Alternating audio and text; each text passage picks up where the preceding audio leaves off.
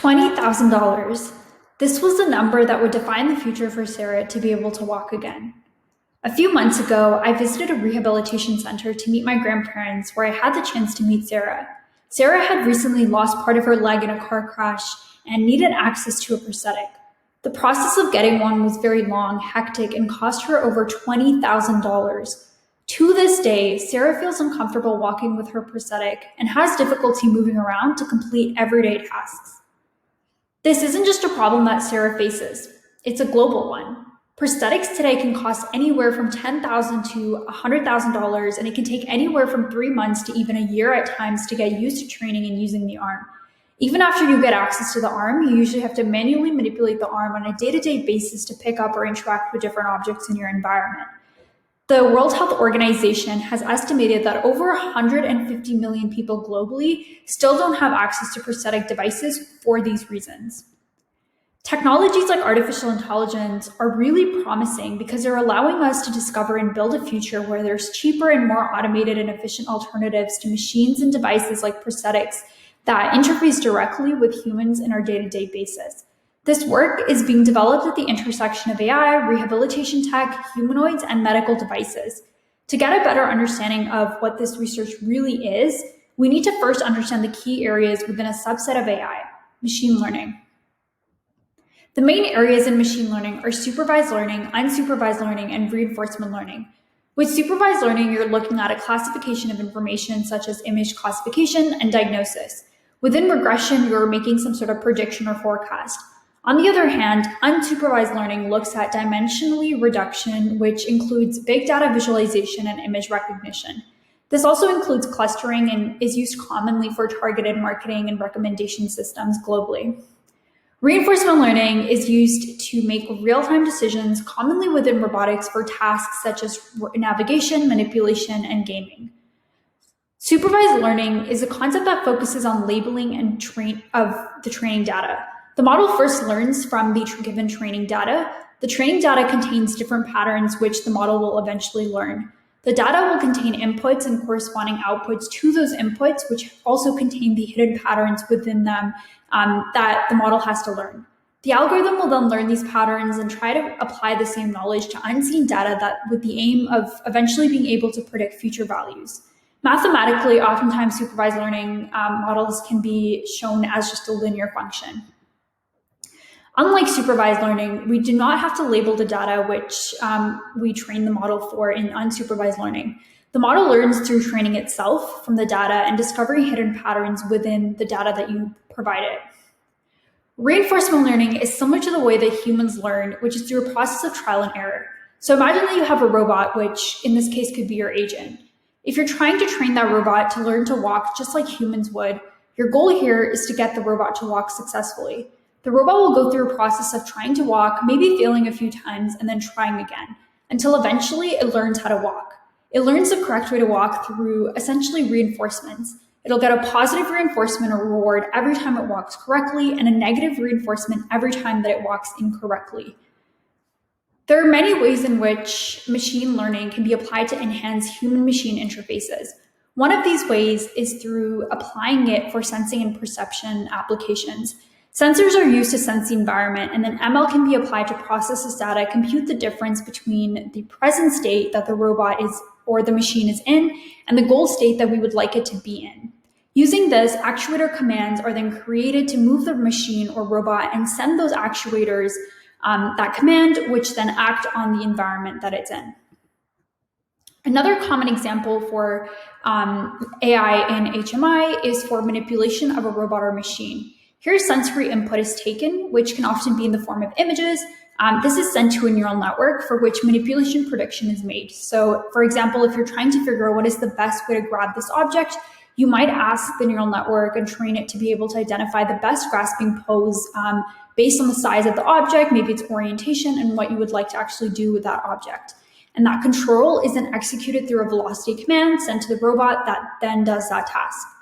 As an example, an RGB sensor is used to capture images of the objects in this workspace. The algorithm for manipulation is then trained on a broad range of different objects and then tested on a new range of objects that have never been seen before by that robot. Using ML, we can also bring in human feedback into the loop. A common example of this is using reinforcement learning. An agent explores and interacts with its environment. Periodically, you send clips of the agent's behavior to a human operator who is then asked to select which of the best showcases the steps towards fulfilling the desired goal that you have. The human's choice is then used to further train a reward predictor, which in turn trains the agent itself. Over time, the agent learns to maximize the reward from the predictor, and it improves its behavior in line with the human's preferences. Sarah was a huge part of my journey in getting more involved in machine intelligence. After speaking to Sarah, I got inspired to start this initiative called VisionArm. I worked with a professor and master's student at San Jose State University to develop a new artificial intelligence algorithm that uses techniques like computer vision and reinforcement learning to fully automate the process of identifying, grasping, and interacting with objects with the prosthetic arm. By 3D printing the arm with a new material and design, I'm also able to reduce the cost of these prosthetics from about $10,000 on average to just about $700, making the arms much more accessible and cheap to people globally. I've also received mentorship from developers at Maya and researchers at the Blink Lab who supported me on developing this work. We've been publishing some of our work in IMECE and IROS this year, which is really, really exciting. The way current prosthetics are controlled are often through using the user's direct myoelectric signals. And these signals are essentially electrical activity of the muscles recorded from the skin surface of the stump. A myoelectric band can be used to capture the myoelectric signals and then understand the user's intention. This, alongside the camera that you can place on the prosthetic, is used to capture an image of the objects in the environment and process these by extracting key features such as what the object is that is in view. These images are then sent through a generative grasping convolutional neural network that we developed and trained to make a prediction for the best grasp to grab that object. The identified grasps of the myoelectric signals are then sent to the prosthetic controller for proportional control. The GGCN provides a real-time generative grasping pipeline. There's a camera that's mounted onto the wrist of the robot that captures depth images containing an object to be grasped. The GGCNN generates antipodal graphs, which are parameterized as a grasp quality, angle, and gripper width for every pixel within the input image within just a fraction of a second. The best grasp is then calculated, and a velocity command is sent to the robot to execute that. The closed-loop system is also capable of grasping dynamic objects and reacting to different control errors. This works by grouping objects by size, shape, and orientation according to the type of grasp that would be needed to pick them up. We program the hand to perform 4 different types of grasp. Palm wrist neutral, which is just when you're picking up, for example, something like a cup. Palm wrist pronated, which is when you're picking up something like, let's say, a TV remote. Tripod, which is when you have your thumb as well as 2 fingers. And a pinch, which is your thumb and your first finger. This work does not just apply to prosthetics, but can also be applied to a wide range of rehabilitation and exoskeleton devices, such as specifically hand exoskeletons that are used for recovering motor function of the hand for patients that have just suffered through stroke. We can use soft robotics and machine learning for the development of low-cost and easier-to-use portable rehabilitation gloves for stroke patients. And these often contain a glove where the fingers are covered by soft actuators. The sensing and control of these actuators are run by ML, just to have individual control sensing of the fingers, and then the entire glove is pneumatically controlled. When a patient suffers through stroke, there's often a golden period where there's optimal recovery of hand function, and this typically occurs within the first 3 months after a stroke. We want to be able to improve hand motor functions within this period through identical and repetitive movements by the impaired hands, as the brain recognizes this due to just neuroplasticity after the stroke to help recover that motoric function. Globally, about 50 million people today suffer from a stroke worldwide, and out of these, 5 million people are dying each year, and another 5 million are permanently disabled. Traditional hand exoskeleton devices are limited by their high costs, being really rigid, having a high amount of weight, and also having constraints on the joints due to non-actuated degrees of freedom, which pose a lot of complications. And these problems stem from their components. They have linear actuators and also really rigid linkages. This is a place where soft robotics is great, and soft robotics have the advantage to solve this problem due to their higher flexibility, safer operations. They're also lightweight. They have often simplified production, resulting in also lower manufacturing costs. And further, you can use 3D printed materials that can often be used to create these actuators and further reduce the costs of production. They're also capable of generating forces and torques to support bidirectional finger movements, which are really important for stroke patients. And these consist of finger flexion as well as extension. The soft robotic glove passively controls finger extension by the very finite elasticity that it has of the actual actuators due to the fluid decompression that happens from the pneumatic system that is there. Now, due to the fact that soft robotics are so flexible and really not rigid like traditional mechanical robotics, it can also be very difficult to actually control and sense these. And this is a place where ML can really help us and add a lot of value because it can help with one example of this is, for example, using sensor characterization and help in terms of involving raw sensor data that is aligned with ground truth in a controlled and monitored environment. So let's say you're in a lab setting and using this raw data, it's typically provided as an input to a neural network, which then further predicts things like force, pressure, strain, and location. In contrast, you can do systems characterization, which is when you collect sensor data in a less controlled environment that mimics more so real life usage within a field. In this case, ground truth measurements such as force are a lot more difficult to obtain because you're not in that controlled environment. But by having it using ML, you can often map to higher level classifications, such as what type of success rate there might be for grass or specific types of texture recognition. Learning controllers functions by iteratively evaluating the performance of the resultant trajectory is also another huge application for soft robotics. And specifically, you're evaluating the performance of the resultant trajectory for a controller and using this in respect to some cost function and updating those parameters to eventually increase that performance via optimization that you're working towards a certain goal of a certain task that you're trying to complete. The Harvard Biodesign Lab is a huge research group that has been actually working on cutting-edge research in this space to develop a soft robotic glove that provides repetitive stretching, exercise, and grasping assistance to people with limited hand function due to any neurological conditions that they might have. In the upcoming months, I'm also going to be working with Kindred AI on developing imitation learning techniques for complex manipulation tasks. Now, imitation learning is essentially robots that are programmed to learn by imitating humans. So humans will do some sort of tasks, and the goal is for the robot to replicate that task. They typically need to be trained on a series of human demonstrations before they can actually effectively reproduce the desired type of behavior that you would like here. One way to do this is through domain adaptive meta learning. So there's many demonstrations of many different tasks that are performed by both teleoperated robots and humans, which are then collected.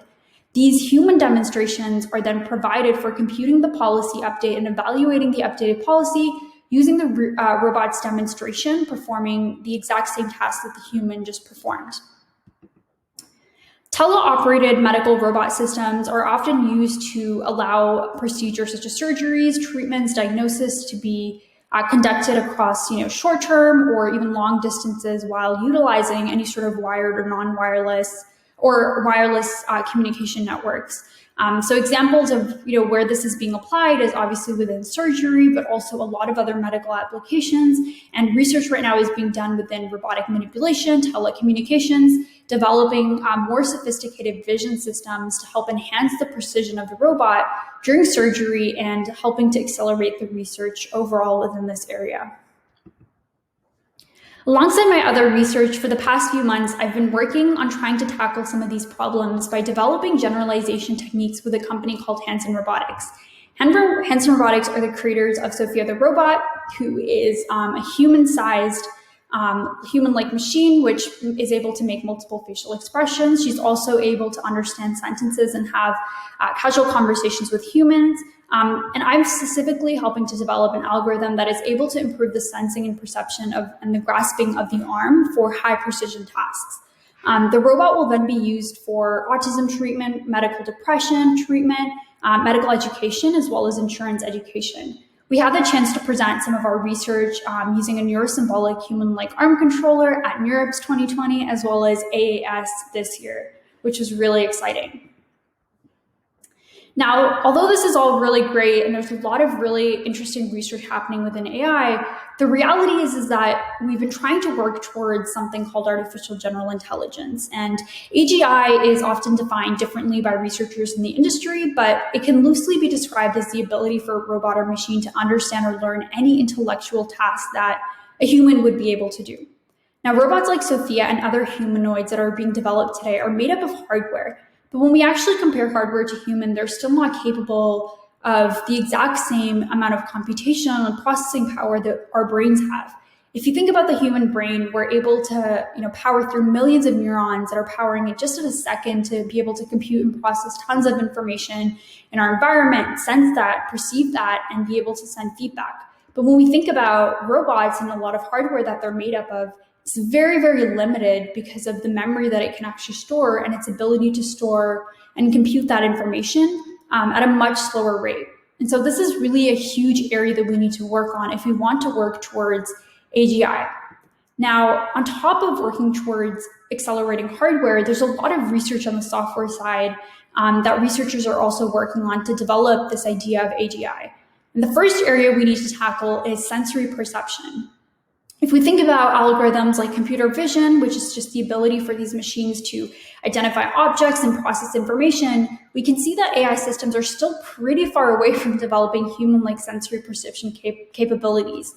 For example, systems that are trained through deep learning still have very poor color consistency. If you take a self-driving car, for example, that's a real-life example that uses computer vision to power itself, but it can easily be fooled by, let's say a black piece of tape or stickers that might be on a red stop sign.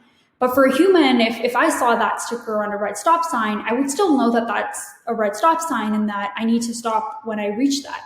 But current computer vision algorithms are not capable of doing this, and they can be easily fooled by things like these. And so they're largely limited and incapable of actually extracting depth also from three-dimensional information. That often comes from training them on very static images. And so they might not represent the real world as well as they should because they're being trained on static images rather than the 3D models that we have today. The other area that we need to develop is within natural language understanding or natural language processing. This is where humans are able to record or transmit skills and knowledge through different forms, right? And if we think about humans today, we do this in a lot of different ways. We transmit and transfer our knowledge through books, through articles, blog posts, videos.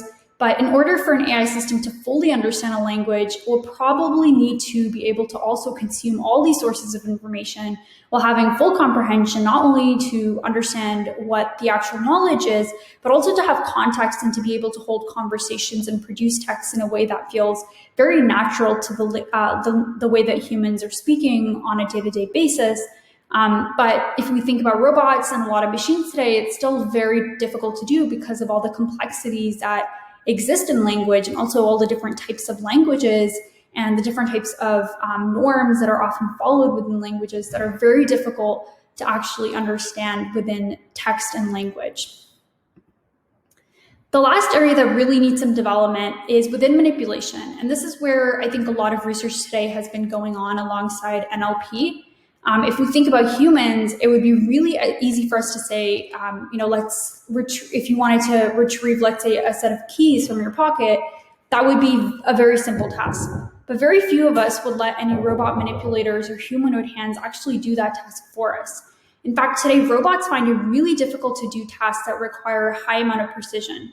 There are researchers that are working on this problem specifically, a company called OpenAI, who has showcased a demonstration where they trained a reinforcement learning algorithm to teach a robot hand to solve a Rubik's Cube problem, which was a very complex problem that, even for humans, is very difficult to do.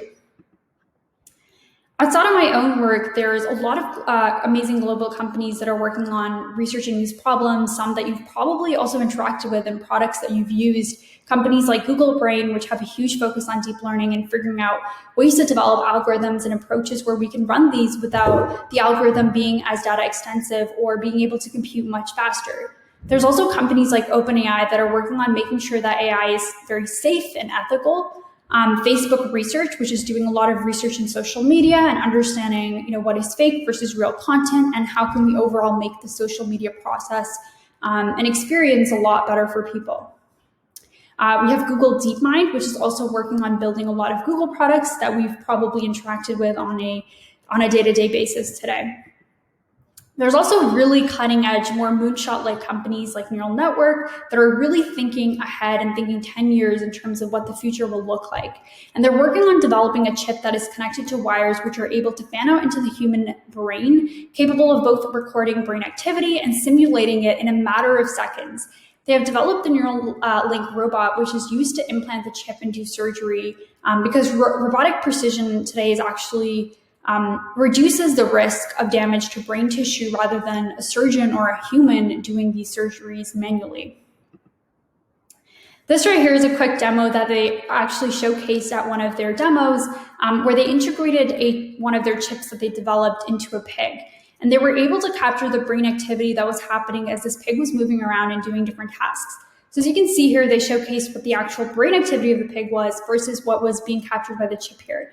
They're also using different algorithms to process these signals and eventually draw insights from them. More recently, they also showcased a monkey where they implanted these chips on each side of its brain and told it to play the game of Mind Pong. Although he was trained to move a joystick, during the demo, it was actually unplugged. And so he was controlling the paddle simply by thinking about moving his hand up or down. And so they did this by recording and decoding electrical signals from the brain using more than 2,000 electrodes that were implanted in regions of the monkey's motor cortex that coordinate the hand and arm movements. So using this data, they were able to calibrate the decoder by eventually mathematically modeling the relationship between patterns of the neural activity and the different joystick movements that they were able to produce. And so this work has a lot greater implications than just what they've been showcasing, potentially to cure mental illness such as anxiety or depression disorders, also cure conditions like Alzheimer's, dementia, and spinal cord injuries. There's companies like OpenAI that I briefly mentioned that are working on applications within NLP as well. So they've developed a framework called GPT-3, which uses deep learning to produce human-like text. It's a very powerful model that uses NLP, which is just the ability for humans to understand the text, but also create its own generated text that is very coherent and can be useful in a lot of different scenarios. And so you can imagine implications of this in the future where you're using AI to write things for you, or applications like being able to use AI in marketing for writing recipes, or even just being able to converse with humans like you would do on a day-to-day basis. When I think about the future now, I think about a world where people like Sarah no longer have to buy expensive, difficult-to-use prosthetics to live her daily life. I imagine stroke patients being able to easily get access to cheap and effective rehabilitation equipment that will allow them to recover their motor functions. I imagine telerobots being used to enhance intricate procedures during surgery. What's exciting is that we're just touching at the tip and edge of what is possible with machine intelligence today. What I want to leave you with is thinking more about what the future of AI and AGI will really look like. And I want you to think more about how this future might fit into your life in the next 5 years and how this future might be able to create a positive change in our world.